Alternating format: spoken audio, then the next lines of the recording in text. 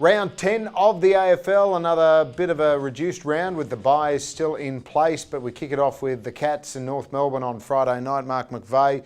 Cats were pretty disappointing last week, and North had a training gallop against the Lions. Yeah, it was a very un-Geelong-like performance, wasn't it? They usually stay in most games and don't get blown away, but they were disappointing last week. But this is a big game for the Cats this week, and North Melbourne coming off a huge win against the Brisbane Lions. But I think Geelong will win this in a tight clash. It's always a good clash, but I think Geelong will take the points. Yeah, I'd like to see North kick off the first quarter a little bit stronger, and then maybe they can stick around. GWS take on the out-of-form Tigers.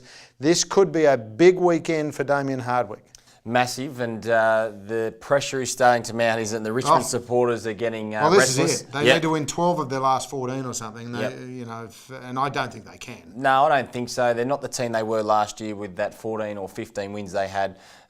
Really disappointing against the Melbourne Football Club, especially with the passing of Tom Hafey. It was a big day for the Richmond Footy Club. They didn't turn up. So the GWS are looking okay. They've got limited injuries, and I'm going with the Giants this week, especially on their home deck.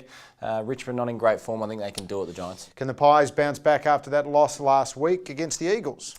I think they can. I think that was, a team that went to, and wasn't the crowd unbelievable there for that game, Adelaide and Collingwood, and they certainly got them over the line. But I think the Pies can beat the Eagles. Eagles haven't been in great form. Collingwood have had some really strong games against some strong opposition. I think they're too good for the Eagles. Talk about the Adelaide Oval crowd. It's now been called the Portress because Port have won all of their games there. They take on Hawthorn.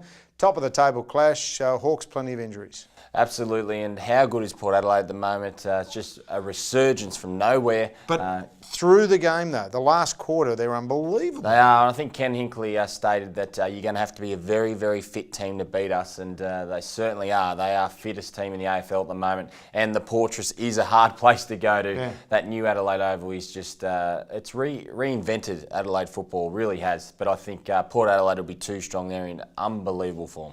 They said it was men playing boys last week when the Suns took on St Kilda, but the men were the Suns and the Saints were the boys. They've turned the corner, the Suns. Haven't they? And we're just so impressive. And look, with all the draft picks they've had, and it was going to happen. It had to happen at some stage. So they're just going to turn it. And then you got Gary Ablett, who kicks 4 goals and has another 30 touches. The man is a freak. The Gold Coast Suns are a very good side and will play in September, no doubt. Okay, and the final game of the weekend, Carlton hosting the Adelaide Crows. Interesting game.